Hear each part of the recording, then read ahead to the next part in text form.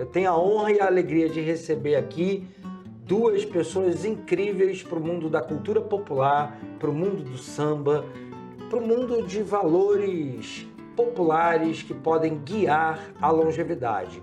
Eu estou falando do incrível professor Luiz Antônio Simas. Obrigado, Simas, por você estar aqui com a gente hoje. Valeu, Faustini. E também da nossa cantora, sambista, compositora. Pouquinho, mas tem Dorina. Vai ser um programa incrível, né, gente? Então, eu queria começar já perguntando para vocês dois. O ambiente da cultura do samba é um ambiente que sempre trabalhou com os mais velhos. Algum lugar dos mais velhos tem. Qual a contribuição que vocês dois percebem que o samba pode dar para a gente aprender sobre longevidade? Simas. O samba é uma cultura fundamentada na ideia da tradição, né? E a tradição, a rigor, é um legado que se passa. Então a cultura do samba, aliás, eu acho que isso está muito ligado às culturas afro-brasileiras de forma geral, e o samba é uma cultura afro-brasileira. O mais velho, ele é aquele que acumulou conhecimento, e como acumulou conhecimento, ele pode ensinar. Então Dorina conhece isso melhor do que eu, mas você tem, por exemplo, uma estrutura do samba em que nas grandes rodas de samba, até o mais novo conseguir entrar na roda, né, ele tinha que ralar, ele tinha que ver como é que o pessoal está se comportando e tal. Então é uma cultura fundamentada mesmo no saber acumulado. Você respeita, você observa e você precisa, isso é importante para passar a bola para a Dorina, você precisa inclusive da chancela do mais velho para que você possa se criar. Não é aquela coisa de você chegar, não, eu trouxe meu cavaco e você vai entrar na roda, né, não, Dorina? É verdade. E antigamente até tinham a preparação de quem queria entrar para a aula de compositores, que tinha que passar pelos mais velhos, tinha que apresentar um samba e os mais velhos dar ok, né? Não só os mais velhos, as mais velhas também, as mulheres que faziam as rodas, que faziam os terreiros acontecerem para se apresentarem. Claro que naquele tempo ainda se cantava: você, mulher que já viveu, que já nasceu, não minta. O triste é Deus nos olhos teus. A gente vê mulher de 30, então naquela época a mulher de 30 já era, né, uma senhora. Minha mãe, por exemplo, ficou viúva com 52 anos e eu achava minha mãe velha. E o que acontece, que a gente pode ver depois, não fora dessa coisa, é que hoje em dia os jovens estão pensando que sabem mais que os velhos e estão escutando pouco os velhos. Tem que escutar mais. Só lembrar como a coisa mudou. O Wilson Batista e o Nassara casou-se com uma mulher mais velha, 30 anos, fizeram uma marcha de carnaval que era balzaquiana, uma mulher de 30. Não quero broto, não quero, não sou garoto pra viver mais de ilusão. 7 dias na semana eu prefiro ver minha balzaquiana. Olha que clima maravilhoso nosso programa hoje, hein, gente? Simas, vamos falar um pouquinho, você sempre dando entrevistas, escrevendo, você tem um lugar muito especial da sua avó. Sim. São poucos os pensadores do Brasil que reverenciam os seus avós. Queria te ouvir o papel dos seus avós aí em você. Essa questão da longevidade está contigo afetivamente há muito tempo, né? Sim, eu fui criado pelos avós desde que eu tinha 3 anos de idade, né? Porque meus pais se separaram, eu era muito novo, eu tinha 3 para 4 anos, meu irmão tinha acabado de nascer, e eu fui morar com a minha avó e meu avô, né? Minha avó alagoana, meu avô pernambucano.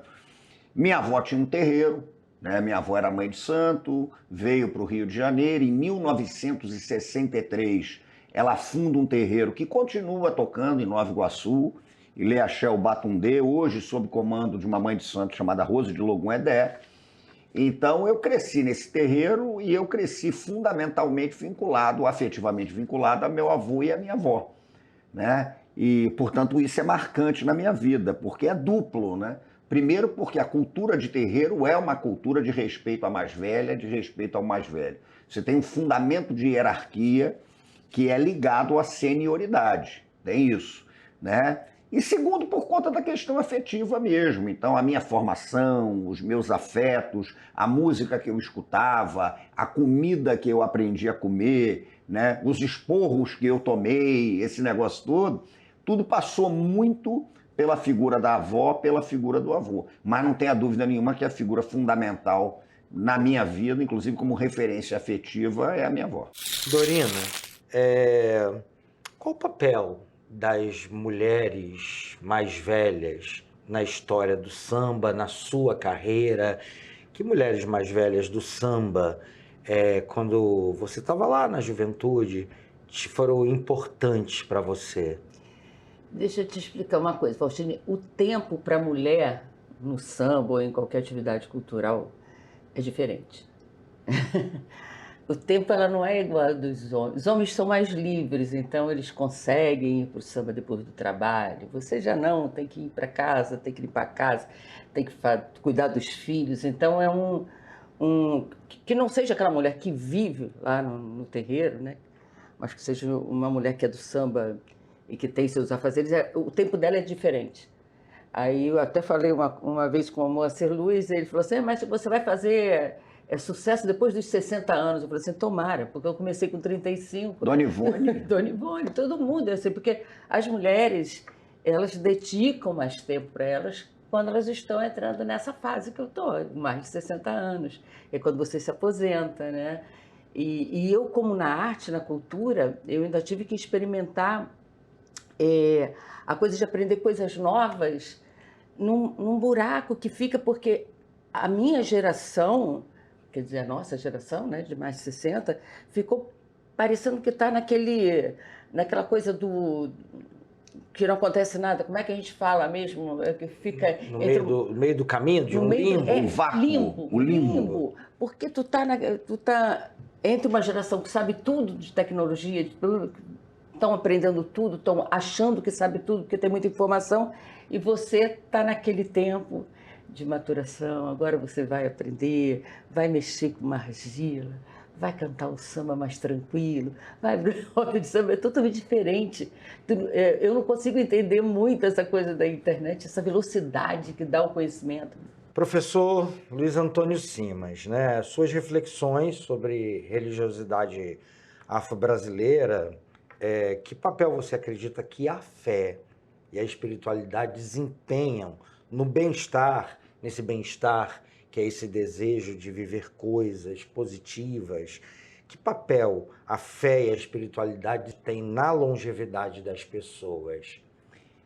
Eu acho importante. Eu não sei nem se é só a fé, porque quando você pega as religiosidades afro-brasileiras, afro-indígenas, umbandas, candomblés, além da fé é o rito, né? Porque são religiões que ritualizam a vida. E a vida é ritualizada como uma experiência coletiva, né? Eu tenho uma frase de uma música que eu fiz com Moisés Marques, foi cantada pela Fabiana Cosa, que diz que quem bate paó na esquina, na vida não anda só. Bater paó, para quem não sabe, é você bater para evocar as entidades e tal. Então eu acho que mais do que a crença em alguma coisa transcendente, metafísica, né, que sempre te dá uma expectativa de vida, você tem uma ritualização da vida como uma experiência coletiva. Então essa ideia da vida compartilhada, né, eu acho que é uma ideia bonita, ela está muito ligada à espiritualidade, porque para as dimensões das culturas afro-brasileiras, você precisa da coletividade sempre. Inclusive porque para essas culturas, a morte, ela não está relacionada à questão fisiológica de você parar de respirar e morrer. Ela está relacionada à ideia do esquecimento. É a aniquilação. É quando a sua história não é mais contada. Então, nesse sentido, você precisa da comunidade, porque é a comunidade que vai contar a tua história quando você não estiver mais aqui. Então, tem também uma expectativa bacana quando você lida com a longevidade, que é a expectativa da permanência. É perceber que você vai permanecer, né? Você vai ficar, vai ter gente que vai contar a sua história. Isso é uma dimensão bonita, acho, da vida. Você também sempre fala da importância da memória, né? Sim. E você está um pouco falando disso, assim, né? Como é que a memória é um elemento-chave, então, para envelhecermos? Por que é importante produzir memória? Eu acho que a memória, ela primeiro mantém a vivacidade das coisas. Ela mostra que as coisas não perecem, né? As coisas continuam, você tem uma continuidade. Segundo, que quando você trabalha com essa dimensão da memória, você necessariamente não está pensando no passado, não está mesmo. Quando você trabalha com memória, você está pensando no futuro. Essa é a grande diferença entre o que é antigo e o que é ancestral, né? O ancestral faz sentido hoje, ele é contemporâneo. Ele continua, ele está aí, ele aponta para frente. Então, a memória é aquela coisa de um Oriki de Exu muito bonito, que ele vai atirar amanhã a pedra que vai acertar no pássaro que já voou. Então, essa dimensão, né, do tempo, essa dimensão da circularidade do tempo, essa dimensão... O Nego Bispo tinha uma frase muito bonita que dizia que o tempo é aquela coisa de começo, meio, começo, né? Não é começo, meio, fim. Começo, meio, começo. É a começo, dobra, meio, né? Começo. É a dobra. Então, quando você está falando de memória, você está sendo contemporâneo, você está apontando para frente. Isso é bacana. Ó, memória, fé, mas também música, né, Dorina? A música, você é da música, o Simas também. Que papel a música tem para você? Eu imagino, né, que você vai dizer... Como é envelhecer com... Eu não toco nada, eu gosto só de escutar música, eu nasci com nenhum talento desses de tocar, cantar, mas eu sou um grande apreciador da música e a música me faz muito bem. Eu gosto de botar música em casa, cantar com as crianças. Como é que é envelhecer Faz com bem música? cantar com crianças. É muito bom. Assim como o Simas falou, essa coisa de trabalhar junto, né? No caso da roda, né? Faz essa ligação que todo mundo parece que está... Outros falavam que estava rezando, mas eu acho que a gente está batendo tambor mesmo e trazendo energia para aquela história ali, para que a gente se sinta bem, para que a gente veja o olhar alegre do outro, para que a gente veja os passos de dança que a pessoa não consegue parar de dançar. Então, eu acho que isso traz muito... Eu ligo isso, é interessante como eu tenho pensado nisso, escrito sobre isso, eu ligo isso muito também ao sofrimento. É engraçado, porque esses ancestrais também tiveram sofrimento, e esse sofrimento também passou para a gente. A gente tem um sofrimento, às vezes, que não sabe de onde vem, né? Mas a gente cura quando a gente tem essa relação, né? Com a arte, com a própria pessoa que está fazendo a arte, aquelas pessoas que fazem a cultura, que estão ali, às vezes não estão cantando, mas estão batendo palma, estão brincando.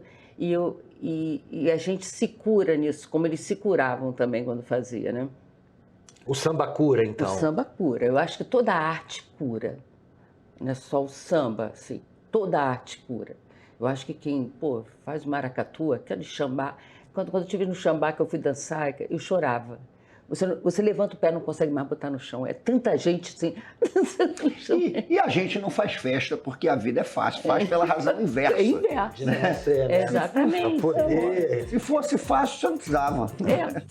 Mais uma dica valiosa da Dorina aqui no nosso episódio, assim, a gente recorrer à música para cultivar o nosso bem-estar, e a gente sabe que o bem-estar é fundamental para uma vida longa, para uma vida longeva. Professor Simas, o senhor tem grandes contribuições, né, para o debate de país hoje, na cultura, mas também as suas formulações sobre cidades, as grandes cidades brasileiras, onde a maioria dos mais velhos já moram e vão morar nos próximos anos. As cidades também é um objeto das suas reflexões, assim. Que cidade é uma cidade boa para longevidade? O que tem de bom nas cidades que a gente pode recorrer para a longevidade?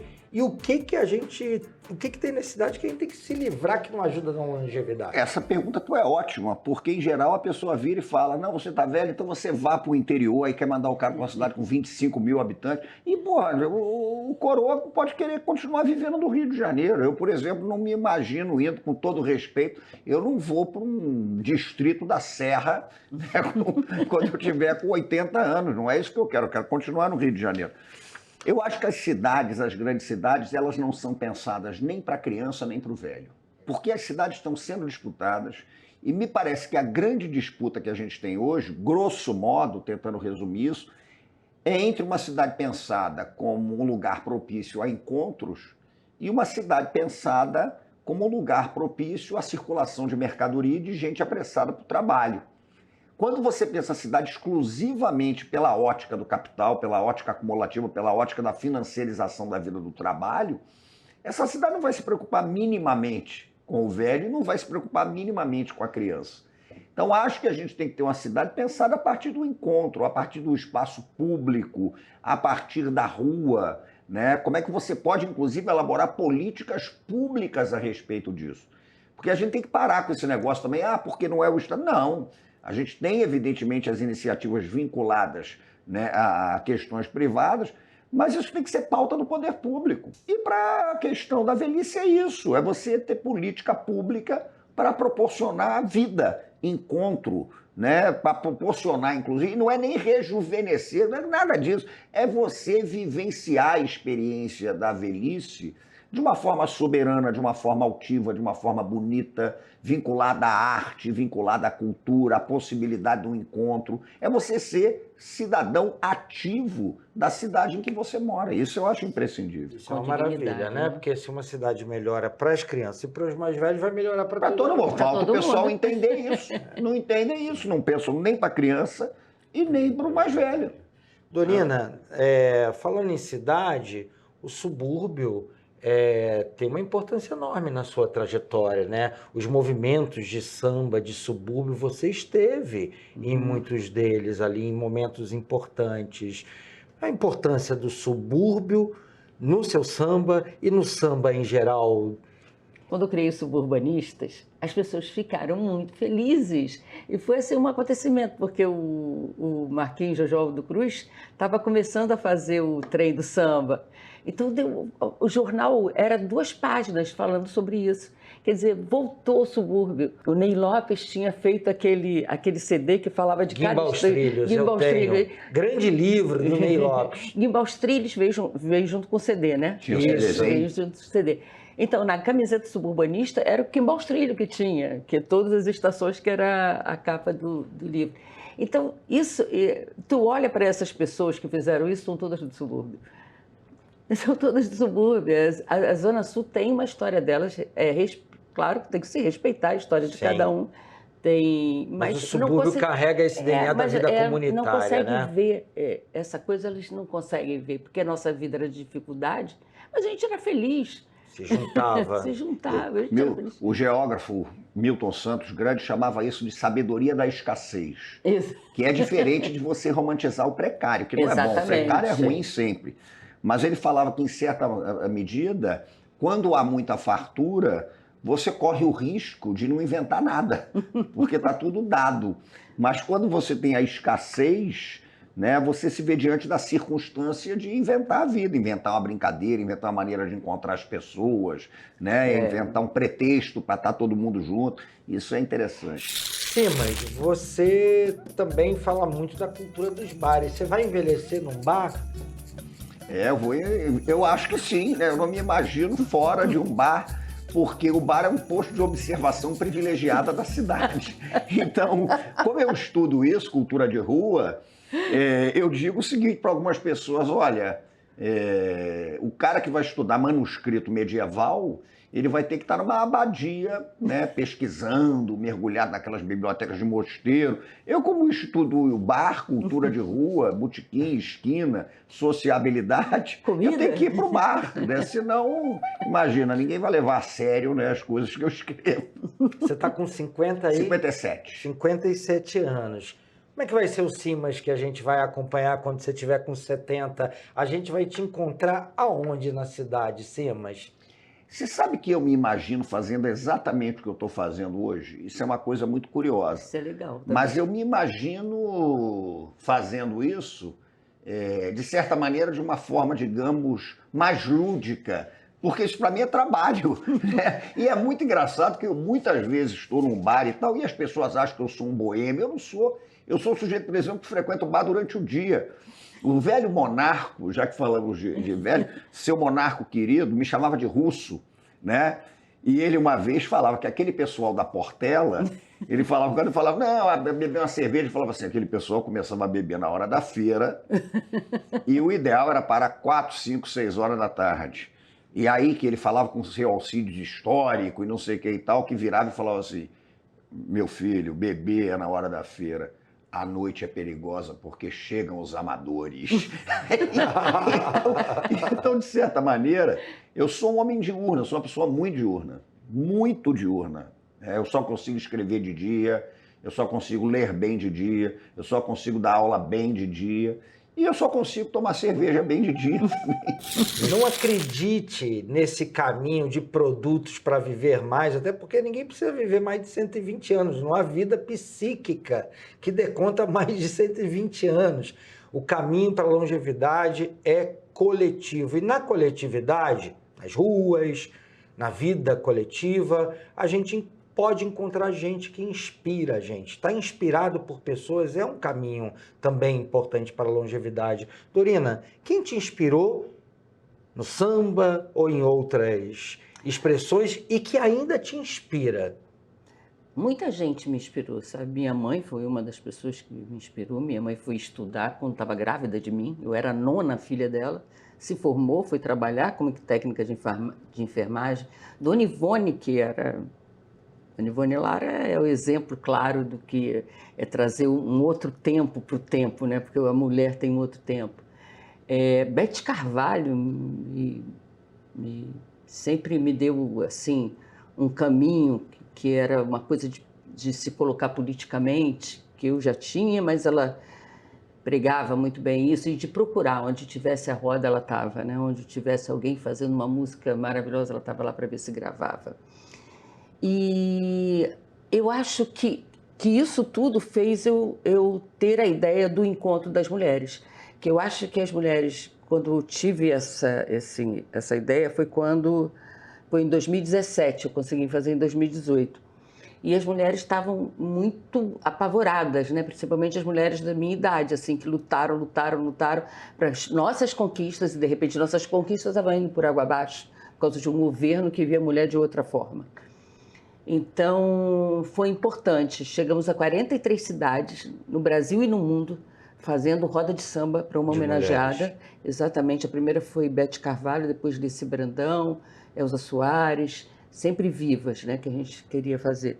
Então, eu acho que isso trouxe, como você estava falando, ó, quando você envelhece, você pode fazer outras coisas, tem que se juntar, mas às vezes as mulheres não sabiam onde podiam encontrar isso. Agora elas encontram uma aula de cavaquinho do grupo das mulheres na roda de samba, elas encontram que vai tocar pandeiro, então elas se reúnem num bar e tocam, 16 pessoas tocando pandeiro, que a Oficina das Minas faz em Niterói, e a gente faz aqui no Rio também. E um monte de cidades, Juiz de Fora agora está dando até para mulheres que têm problemas com a separação, que ficaram amedrontadas, têm problemas psíquicos com isso, e estão fazendo isso com ela. Então, é se juntar, gente. Não adianta que a gente não consegue. Caminho junto. E se arrumar namorado, melhor ainda, né? Muito bom. Sim, mas uma coisa importante para a longevidade que a gente vê através das pesquisas, né, é a gente manter corpo e também mente ativa. Quantos livros você já publicou? Ai, rapaz. Deve ser uns 30.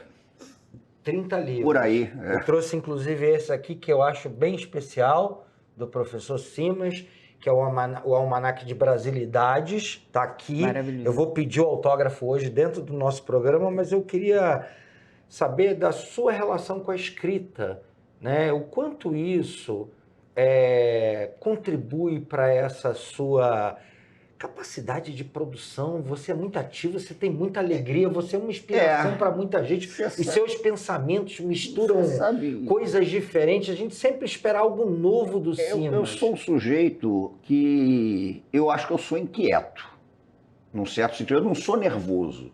E quando eu digo que eu não sou nervoso, é porque as pessoas que convivem comigo dizem que eu não sou nervoso.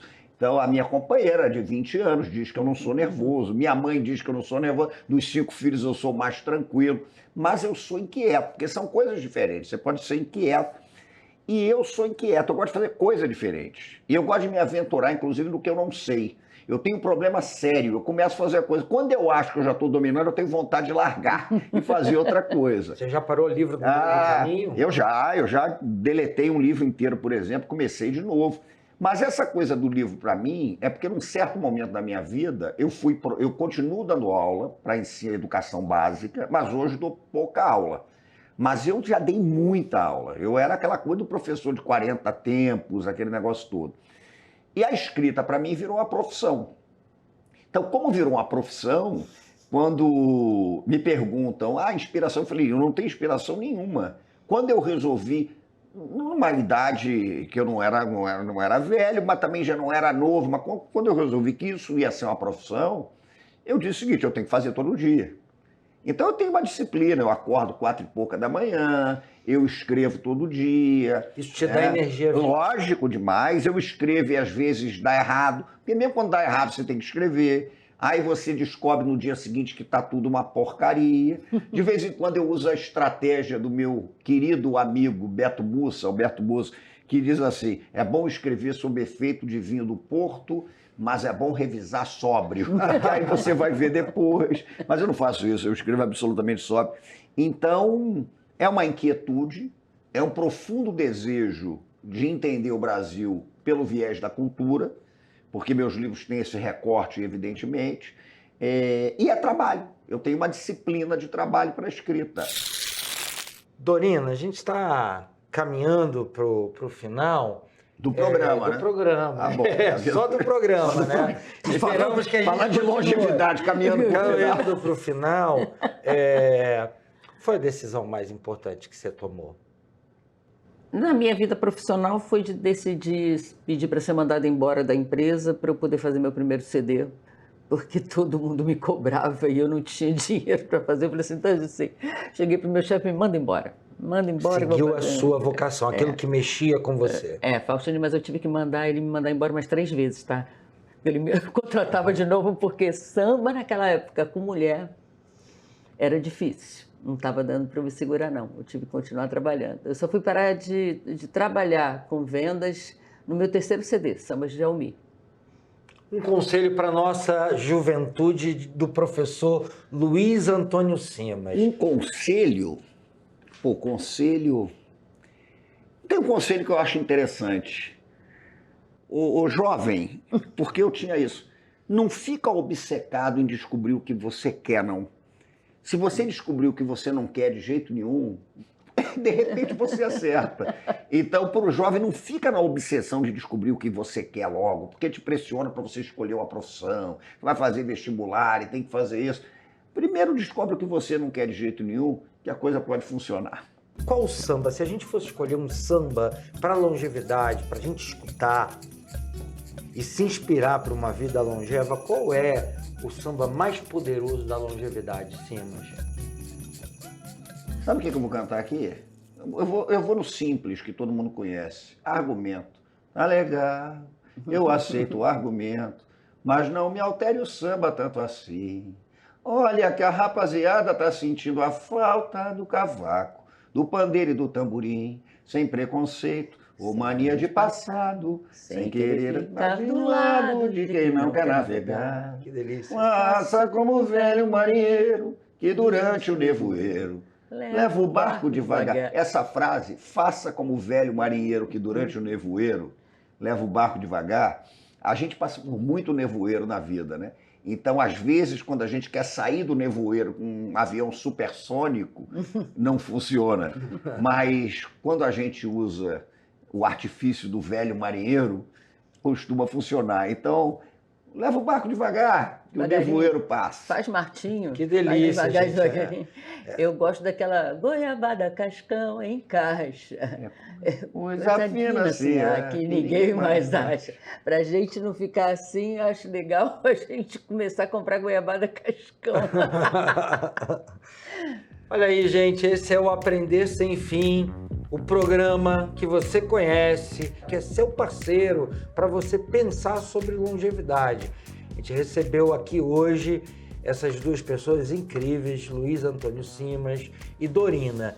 Eu espero que você escute muito samba na vida, que você escreva muitos livros, que você pense a sua longevidade de maneira coletiva. Então você que está em casa aí, não fique sozinho. Vá atrás do samba, vai na rua, vai no bar, que você encontra essas pessoas incríveis que vão te ajudar a construir e inventar nova longevidade. Simas, obrigado. Eu que te agradeço. Valeu, Dorina, pelo papo. Dorina também. Obrigada, Simas. Obrigada, maior respeito e admiração por vocês. Eu tô recebendo aqui, ó, diretor, que coisa maravilhosa, um autógrafo ao vivo do Mestre Simas. Isso só vai estar gravado na memória. Isso sim é longevidade boa. Obrigado, gente. Queria dar um abraço em vocês. Ó, vamos olhar para aquela câmera ali, ó, gente. Confia em você.